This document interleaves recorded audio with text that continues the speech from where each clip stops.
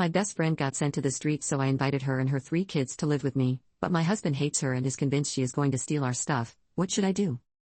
My 30F best friend, 29F, just recently lost her husband, home, car, and all income. Her husband suddenly passed and was the only one working while she stayed at home with her 1-year-old twins and 4-year-old.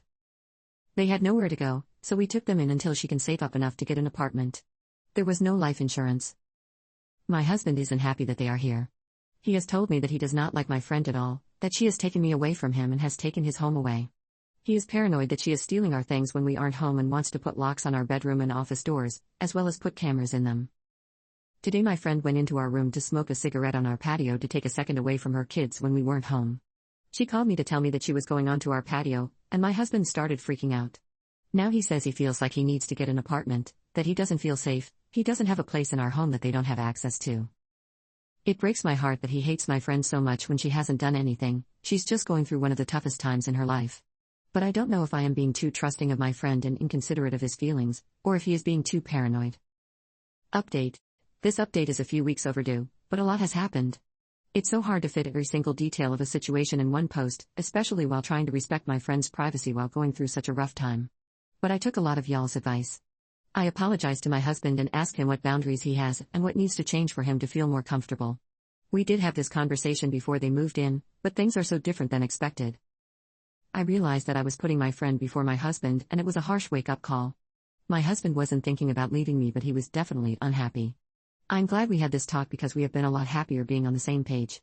Well, we sat down and talked to my friend, and it went great.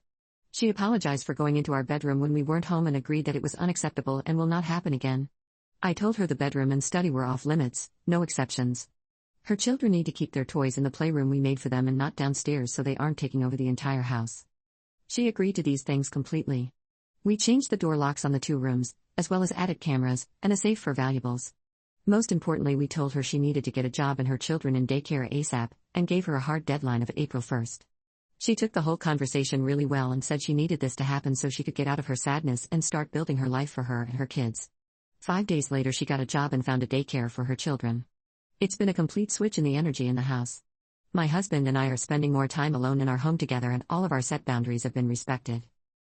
To everyone that said they've never taken their friend and 3 kids, that is exactly why she has nowhere else to go. No one said yes. It's been rough on everyone, but my husband and I are confident in our decision to help, even more so now that we both feel listened to. He has also worked on his anger towards said friend and feels more at ease while talking to her and existing in the same space. It also helps that he sees she is taking our rules and deadlines seriously and acting accordingly. Reddit obliterated me, and while I don't agree with kicking her out, I appreciate the brutalness that made me realize I was not backing my husband the way I vowed to.